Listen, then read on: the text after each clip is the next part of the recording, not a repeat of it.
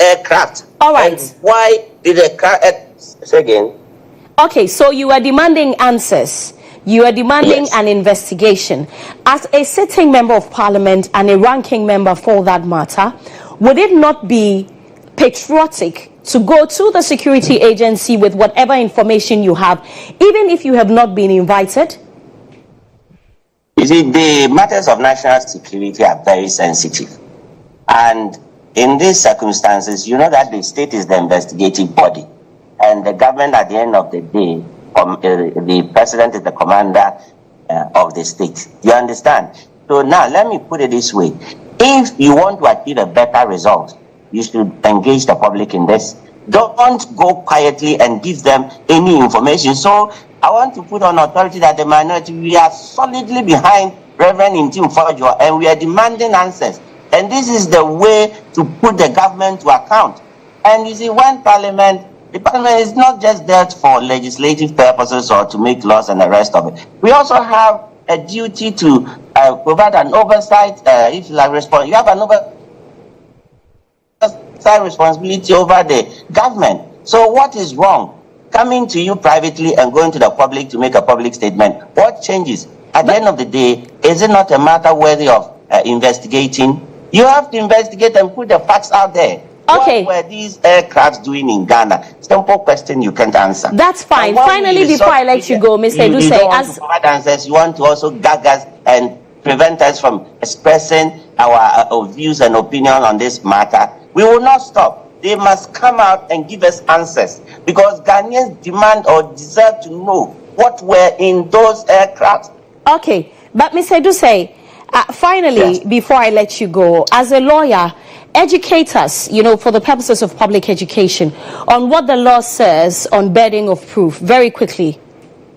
Okay, so there are two types. In criminal aspects, or in a criminal jurisprudence, the burden of proof is proof beyond reasonable doubt. And when you come to civil aspects, of course, in a balance of probabilities. Now, let's deal with this matter. These are matters that are criminal in nature. So the requirement, what you are required to prove is to prove beyond every doubt. Okay, but he who alleges must prove that there has been an incident or there is an offense. And you must first of all establish a prima facie case. These things go beyond what they are doing. I would advise them that they have the information. How that information came to them, they should not place any significance on it now. At the end of the day, you have the information that there is a suspicion of drugs, whatever it is. Delve into that information. Engage the aircraft. There are CCTV cameras at the airport. There are people who work on the aircraft.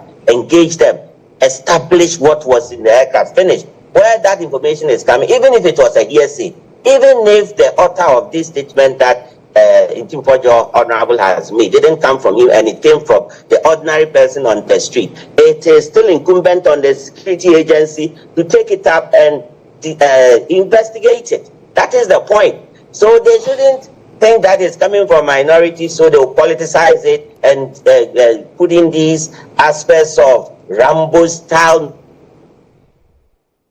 Thank you very much. Ralph Bawku is a private legal practitioner and also the Honourable Member of Parliament for the Bekwai constituency. Away from that, and still on the matter of Reverend Intim Fojo, former Vice President and 2024 New Patriotic Party presidential candidate Dr. Mahmoud Bawumia has urged members and supporters of the NPP to remain calm, steadfast and law-abiding amid what he describes as growing political intimidation. His remarks come in response to the attempted arrest of Reverend GHOne Intim Fojo, Member of Parliament for Asin South constituency and ranking member of the Defense and Interior Committee, by operatives believed to be from the National Intelligence Bureau. Dr. Bawumia visited the MP following the incident, describing him as being in high spirit and undated and undaunted, despite the raid on his residence.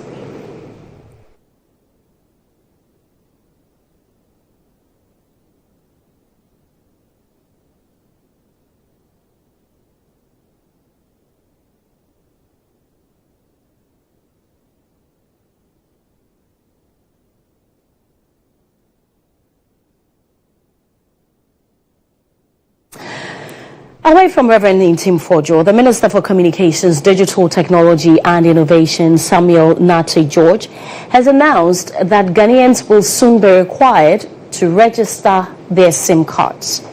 The process, which begins on July 1, 2025, aims to enhance the security and integrity of digital communications across the country and clamp down on SIM card fraud. Some George assured the public that the registration will be convenient and accessible, allowing citizens to register their SIM cards from the comfort of their homes, eliminating the phenomena of long, stressful queues. We would commence public sensitization and education towards the impending SIM registration. And let's be clear, I didn't say a SIM re-registration. SIM registration. A proper SIM registration. And we would also do a central equipment identity register. We believe that we will roll out on the 1st of July this year. But let me be clear, there will be no long queues. Ghanaians will not have to leave their jobs to go and queue. And that's why I said it's not a re-registration, it's a registration. It will be the first time you will have a proper registration of SIMs and documents driven by technology, to ensure that from the comfort of your home, your SIM cards will be verified and registered.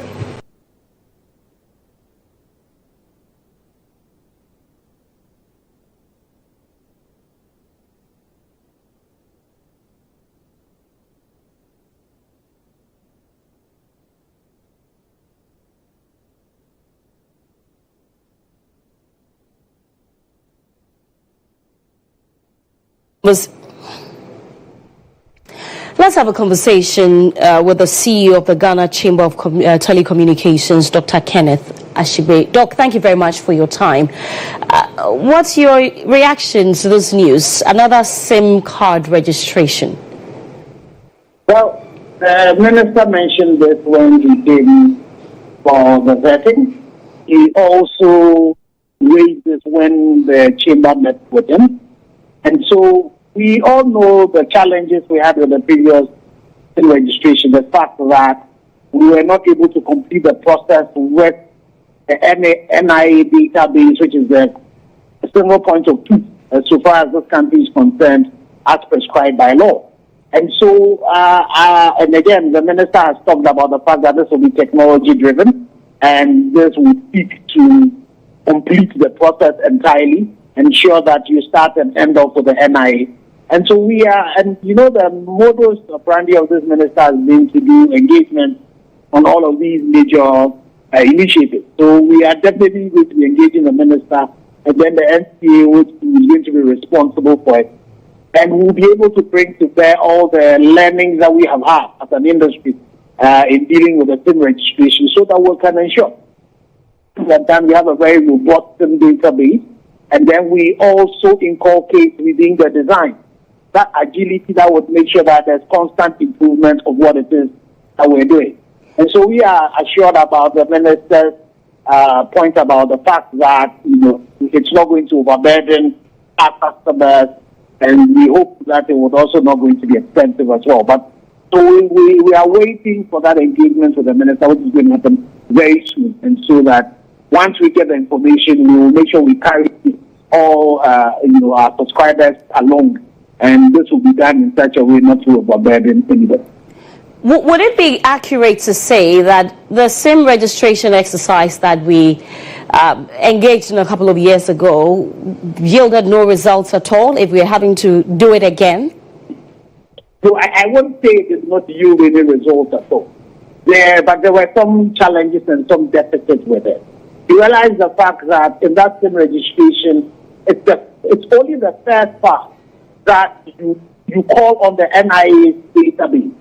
But the second part where, you know, the biometrics were collected, the biometrics that were collected were not compared to the biometrics that the NIA had collected.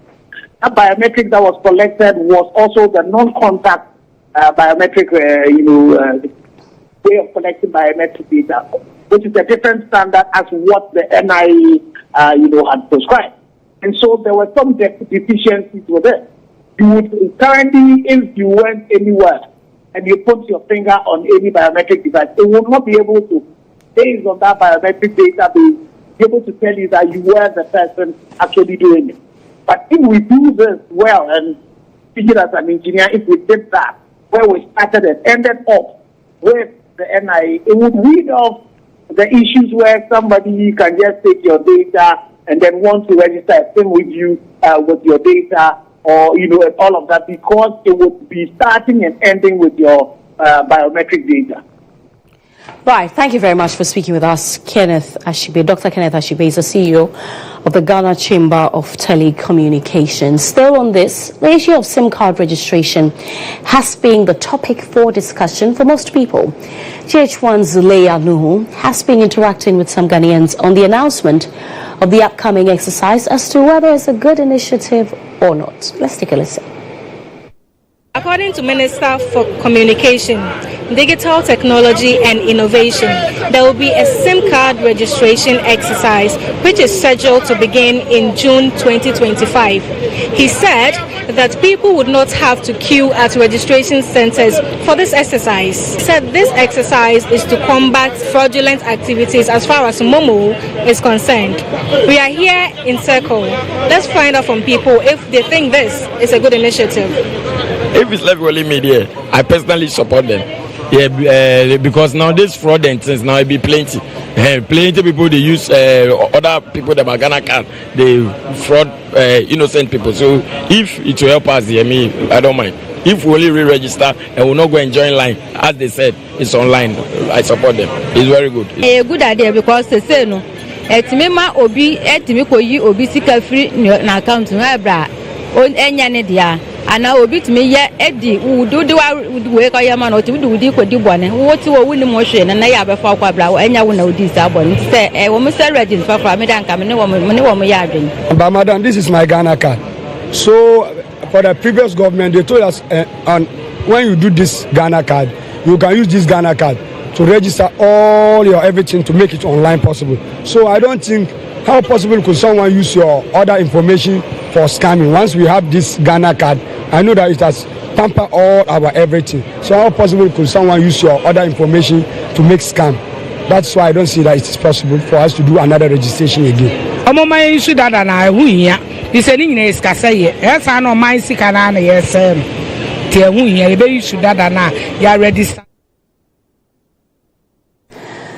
Tensions have once again flared in Bawku in the Upper East region following the alleged shooting of civilians by police officers enforcing a disputes-trading ban. One person has been confirmed dead and several others injured, leading to a violent backlash by angry youth, including the burning of vehicles and property. The unrest is yet another chapter in the protracted chieftaincy conflict between the Kusasis and Mamprusis, now further complicated by deep-seated frustrations over perceived injustice and heavy-handed security interventions.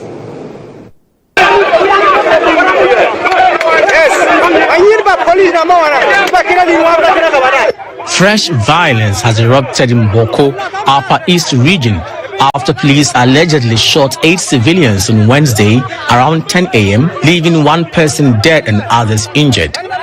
The incident reportedly occurred in connection with the controversial ban that prevents Kusasis and Mamprusis from conducting business together in the municipality until the long-standing chieftaincy conflict is resolved. According to eyewitness accounts, tensions escalated when Mamprusi women were allegedly denied access to a Kusasi-dominated market, prompting intervention by security forces. During the confrontation, the police reportedly opened fire, injuring 2 individuals identified as Husseini and Ali.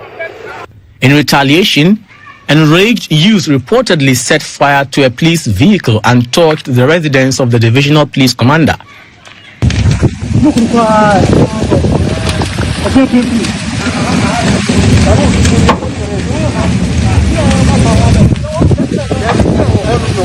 The latest unrest reflects deeper issues underlying the Bawku crisis, including allegations of excessive political interference in chieftaincy matters, a perceived breakdown in law and order, and growing disillusionment among unemployed and frustrated youth living under curfews and ongoing restrictions. Peace advocates say a sustainable solution will only come from mutual trust, restorative justice, and the successful arbitration efforts being led by Asantehene Otumfuo Osei Tutu II. The call now is for restraint, dialogue, and the re-evaluation of security tactics that prioritize human rights and trust building over coercion, as Bawku stands at yet another crossroads between conflict and the possibility of lasting peace.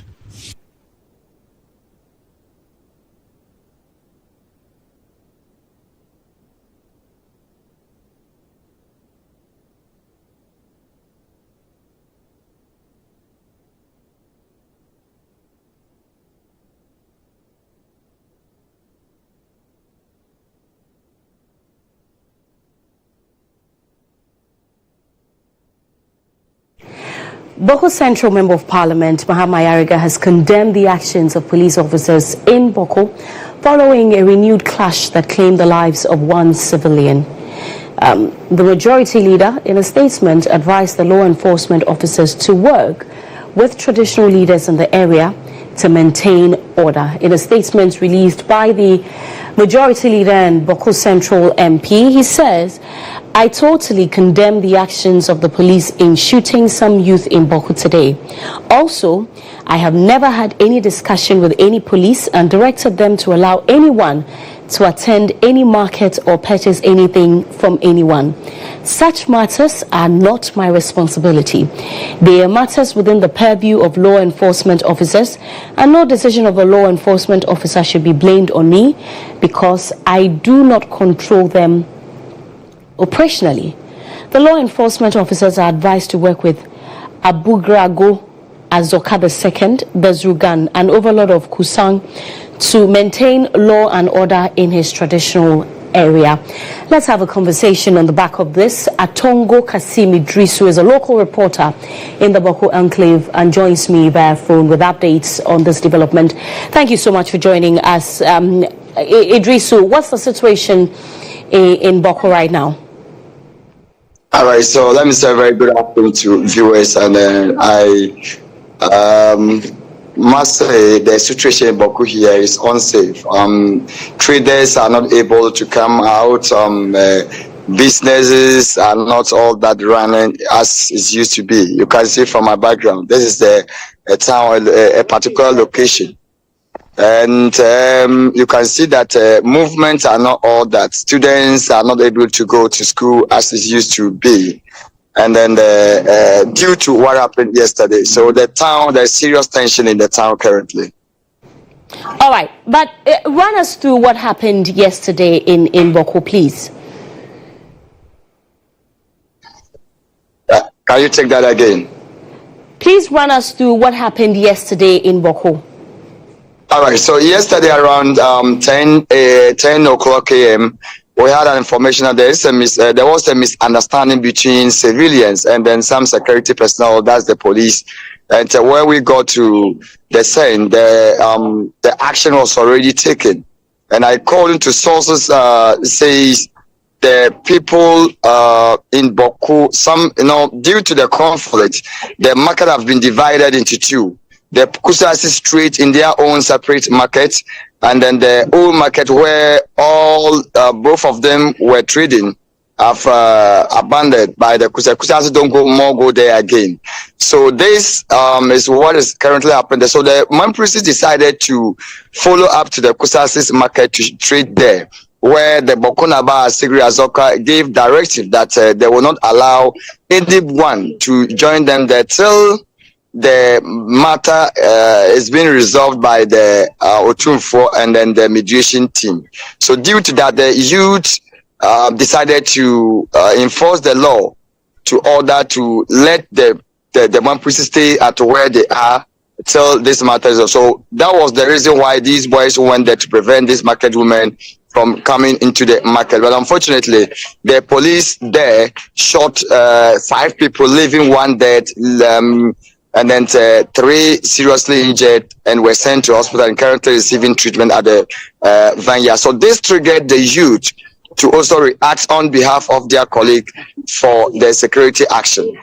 Right. So this is why I said yes. I can see behind you that the town has literally come to a standstill. What are the security agencies saying now? Yeah, so it's there's a much noise here, so I hardly hear you. You know, you can see behind me people are running, so I hardly hear what you said. Yes, I asked you, Idrisu, that what are security agencies saying now? All right, so currently we've not been able to talk to the security agencies. We tried our possible to get them, but we are not able to get to them. We are trying much as possible to get to them. Where I am, I'm currently at Bawku town and moving straight to where the police, the security are, and to get back to them so that we can update our people. Thank you very much. Atongo Kasim Idrisu is a local reporter in the Bawku enclave for giving us an update on what's happening. Let's do some health matters now. The Ghana Health Service is urging the media to verify all health-related information before publication to avoid causing unnecessary panic. Speaking during a media orientation on risk communication, Greater Accra Regional Health Promotion Officer GHOne warned that false information can spread rapidly and cause significant harm, which may be difficult to correct once in the public domain. She called on the media to collaborate with the Ghana Health Service for accurate messaging and avoid declaring outbreaks without confirmation from the appropriate authorities. Media to open up for information, the authentic information to give to the public. So when you are not sure of what message to give to the public, because wrong message given to the public can cause a lot of harm, reversing it will be very difficult. And the way the wrong message goes, the right one doesn't go like that. So we want the media to ensure that they are sure of what message they are giving, and they should consult us so that together our information and message will be one.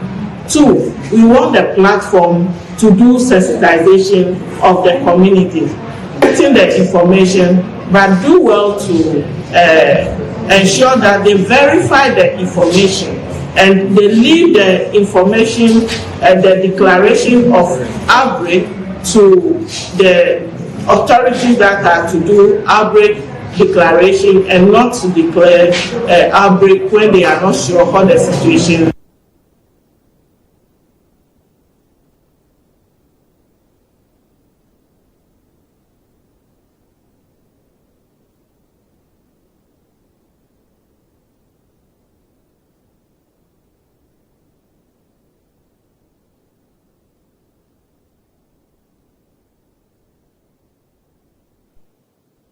You're still watching GHOne on GHOne TV. Stay with us. After the break, there's more.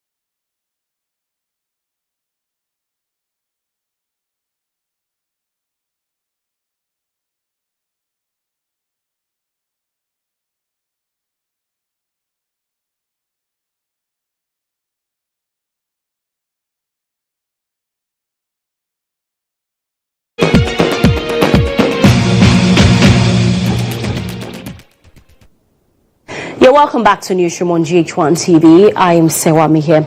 The labour market analysis for the health sector of the Ghana report has revealed that a staggering 40% of trained health workers remain unemployed. Health Minister GHOne Akando, who described the phenomenon as a national security threat, says urgent steps need to be taken to address the concern. The following report has more on this from the Human Resources for Health National Policy Dialogue on the Ghana health workforce in Ghana. Out of every 100,000 trained health personnel, 40% of them remained unemployed, even though Ghana has not met the required health personnel to patient ratio of at most 1 nurse to 4 patients. Reacting to this development at the National Dialogue on the Health Workforce in Ghana, Health Minister GHOne Akando, while decrying the situation, noted that budgetary constraints, among others, will make it practically impossible to employ every trained health worker, hence the need to be creative as a country. And let's be frank to ourselves that even today, if we decide to employ the maximum workforce we desire as a country, we will still have some professionals, health professionals, who have been trained and they will not get a job. They will still be at home. That's number one. Number two, the truth of the matter is that our economic situation cannot allow us to employ all of them. That is the reality on the ground. And so the question is, how then do we solve the situation? We need to think outside the box. Officer in charge of the World Health Organization country office in Ghana, Dr. Frank Lul, while commending Ghana for strides made in improving universal health coverage, was optimistic stakeholders will be able to fashion out policies that will ensure a significant improvement in the condition of service of health workers. Sustaining the health workforce requires effective retention strategies, and these include improved working conditions, career development opportunities, and competitive compensation packages. Inadequate remuneration and deficits in decent working conditions remain critical, and this is resulting in industrial unrest and sometimes abandonment of posts, and we are seeing migration from many member states, including Ghana. Deputy UK High Commissioner to Ghana, Keith McMahon, on his part, stressed on the importance of investing in the health workforce, reiterating the commitment of the UK government in that regard. This is a great opportunity to make an evidence-based case for investing in the health workforce. An investment case that is not just about having enough health workers, but improving their equitable distribution across all communities in Ghana, promoting gender equality and social inclusion, and ensuring access to quality health services for all. As the UK, we remain committed to the principles set out in the Africa Health Workers Investment Charter and the Lusaka Agenda, working in support of national priorities and leadership.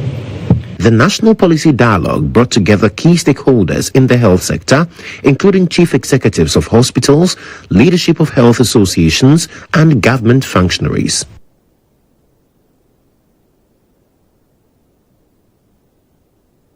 The Bogatanga High Court has convicted a mother and her elder sister for abandoning a four-day-old baby at a pigsty near the Zebila market in the Upper East region. The court imposed a fine of 3,000 cedis on each of the two women, with a default sentence of 6 months in prison should they fail to pay. In a surprising twist, the court also ordered that the baby be returned to her biological mother. The incident, which shocked the local community, came to light when the infant was discovered by a passerby after her cries were heard near the pigsty. Following intensified investigations, the mother and her elder sister were arrested at Kuloko, a suburb of Binduri. During police interrogation, the mother admitted to abandoning the baby for fear of family ridicule over having a child out of wedlock. The two had falsely informed relatives that the child had died at birth and had been buried with assistance from hospital staff. The convicts remain in custody pending the fulfillment of the court sentencing conditions and reintegration directives concerning the child.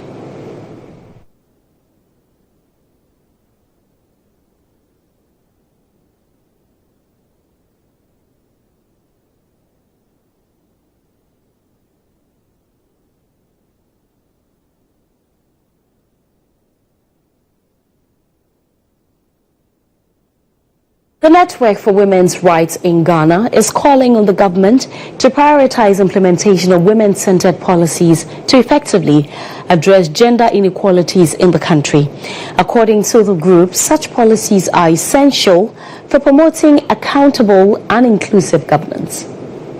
The Network for Women's Rights in Ghana, NetRight, in collaboration with the Star Ghana Foundation, has organized a forum to reflect on recent election outcomes, propose actionable recommendations, and advocate for policy reforms that promote accountable and inclusive governance. Under the theme, Advancing Gender-Responsive Governance and Inclusive Democracy in Ghana, the forum provided a platform for stakeholders to engage in meaningful dialogue on gender equity and political participation. Speaking at the event, Cynthia Sunu, Programs Manager at NetRight, noted that despite the passage of the Affirmative Action Act, its immediate impact on women's political representation remains limited. The implementation of the newly passed Affirmative Action Act, which was a long fought for victory, did not significantly shift the scale in terms of women's political representation. While there have been some commendable efforts to appoint women to leadership positions in this new administration, these steps, we would say, have not been bold or far-reaching enough to reflect the intent of the Affirmative Action Act.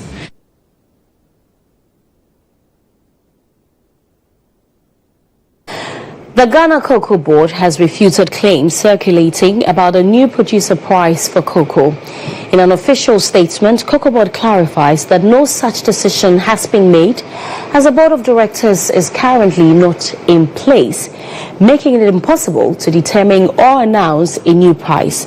The statement further explained that any adjustment to the cocoa producer price must go through the Producer Price Review Committee, which has not yet been convened or informed. Cocoa Board is urging the public to disregard the circulating information, emphasizing that no official announcement will be made without proper procedure and authorization.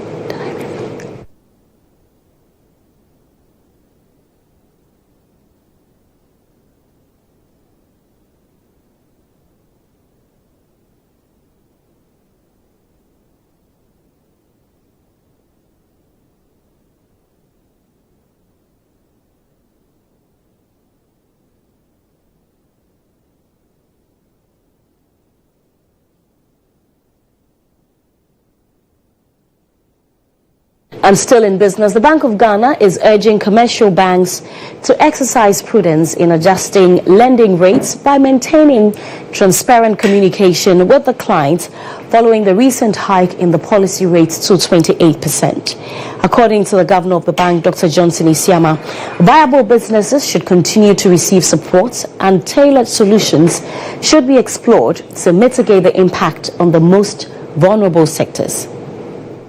During the maiden post-monetary policy committee meeting with chief executive officers of commercial banks, the governor of the Bank of Ghana, Dr. Johnson Isiama, disclosed that the policy rate increment is to strengthen external buffers, support the CD, while signaling the bank's commitment to macroeconomic stability at a time of heightened global uncertainty. According to him, the bank recognizes that the policy rate hike will affect borrowing costs for business and households.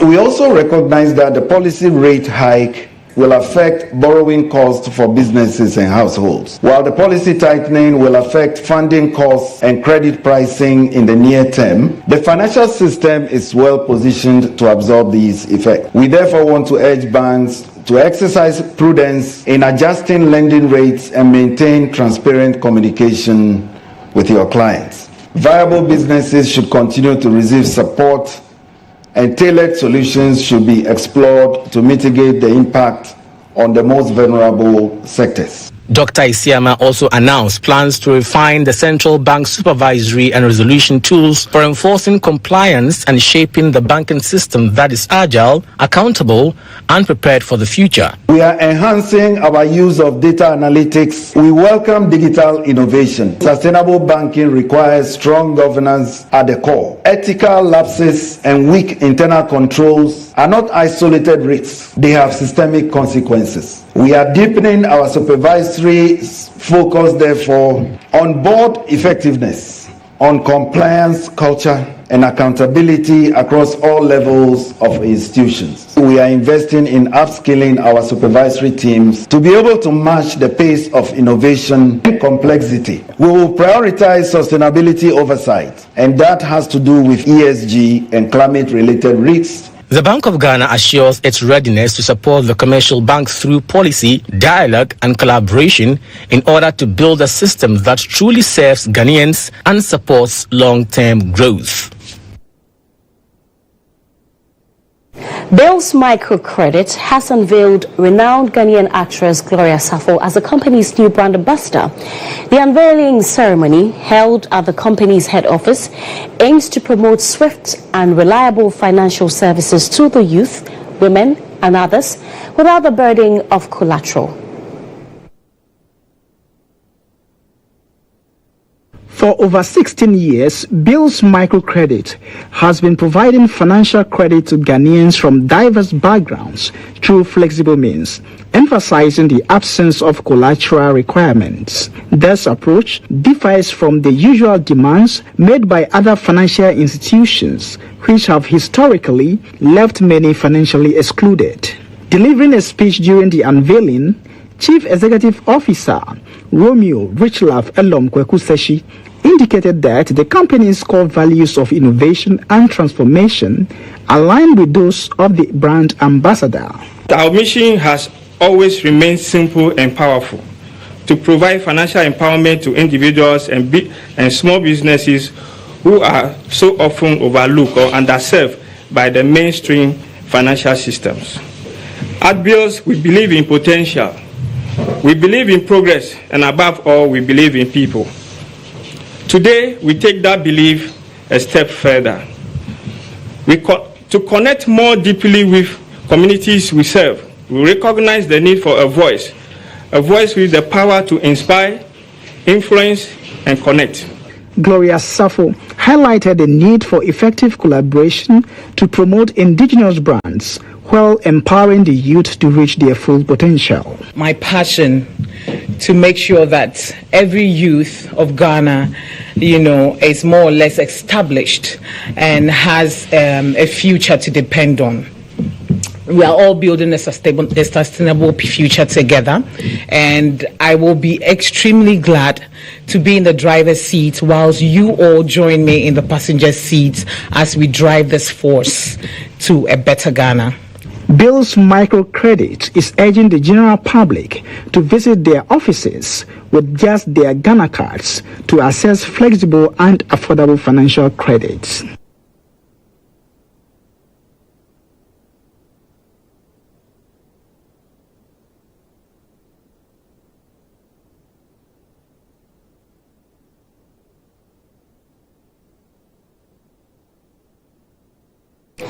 Right, and that's it for business. Coming up next is the latest in the world of sports, and the lady in green.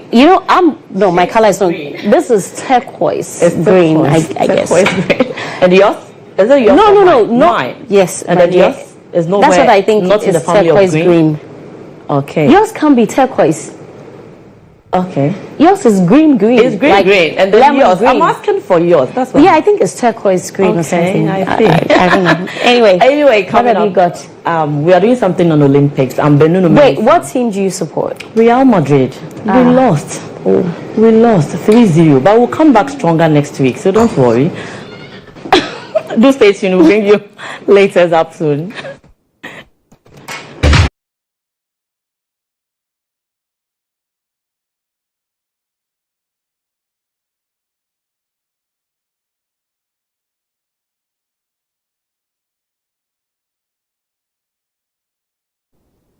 Now, outgoing president of the Ghana Olympic Committee, Ben Mensah, has expressed his disappointment over the failure of Ghanaian boxers to qualify for the 2024 Olympic Games in Paris, France last year. Speaking on the game, he acknowledged the dedication of the athletes but emphasized that without the right infrastructure and support, competing on the world stage remains a tough challenge. I was terribly disappointed at the last Olympics, especially when we couldn't get boxing to qualify, even though we spent so much investment in boxing so we could get them through the finish line. But that notwithstanding, I also believe that our track and field stars could rise up, when it matters most. Yes, they did their best, but it wasn't enough to put us on the podium. You see, getting to the Olympics and winning, or getting to the Olympics is another thing, and winning medals at the Olympics is another thing. If you look at the kind of investment we put in the boxing team before the Tokyo game, then you understand that, look, when you invest, you reap results, okay? So it wouldn't be about just me, but we as a people, the whole of Ghana, do we want to do sports and just show up at the Olympics, or we want to show up and be on the podium? If we want to show up and be on the podium, then we need to invest in our athletes. That is something that we're not doing adequately. Look, we only spend about 4 weeks training camp, and think that we can win a medal against a country or athletes who have spent close to 4 years preparing for the next Olympics. If we're serious about winning medals at the next Olympics, this is the time that we need to start investing in our athletes. We've been lucky. We have a lot of our track and field stars based in the US where the facilities are good. We should speak to them and find out a little bit of what they need. The GOC President Ben Mensah exclusively shared with us here on the game reasons behind his decision to step down after serving 2 terms in office. Despite leading the committee through a period of substantial growth and significant achievements for Ghanaian sports, Mensah expressed that the time has come for fresh leadership to take the helm. What is real is that at a point in time, I will have to leave the GOC as its president. I would not be at the GOC forever, okay? And if at this material time, after 8 years, I feel within myself that this is the best time to leave, why not? Especially when you're getting blessings from your spiritual fathers, your family, you can always, or you can't be there forever. You always have to make way for others to also come and build on what you have started. So I think that it wasn't very difficult to make that decision then. Yes, there were a lot of people who I'm just moving on without something in mind to do. I'm really going to do something which I think is also equally more rewarding and, touch humanity more than I'm probably doing in sports. But I'll still be around. I'll be available for any advice. I'm still a sports person, and I'll always be a sports person, but getting actively doing sports stuff, especially at the gym. Now, still on that, he spoke about his expectations for his successor. Ben Mensah emphasized that whoever takes over should aim to surpass his achievements during his tenure in order to drive the country forward. If we're supposed to be developing as a nation, I would expect that naturally the person should do better than I did. That is the only way we know that as a body or as an organization or as a country we're progressing. But if you come in and you only match up to what your previous had done, and you don't get to that mark, that is not good. So I would expect nothing more than. In the Champions League, Barcelona last night thrashed Borussia Dortmund 4-0 in the first leg encounter of the Champions League quarter-final. Speaking after the game, manager for Barcelona, Hansi Flick, registered great pleasure over the performance of his team and noted they will have to finish hard to emerge champions. I'm happy. I think match performance was good, but also in some points we have to make it better. So I was not happy with the mistakes we make, because it's what is that? No. With the mistakes I made, because this is what they love. Dortmund is really a good team. When they get the ball and counter attacking, but we defend very well, and also especially in the second half. And I'm happy about the result and also with the performance. No, I think we always work really hard. We train hard, and also in the match we have to perform well, and this is what it is. And I think in every match we have to do this. It's just how we want to play, how our mentality is. Always focus on that. What we want to do. And of course, 4-0 is a good result, but we have to play there. And I know the stadium is fantastic, the fans from Dortmund are fantastic, and and also the team is not bad. And at the end, it's like you invest a lot of in the first half, and we create chances, but you score only one goal. So for me, it's more like that. So we had a lot of chances, and now we have to finish it. We have to finish it better. This is what. So great game for Barcelona last night. But do join us for more sports at 1 p.m. here on GHOne TV and Star FM. My name is Monica Bukari. Back to you, Serwaa.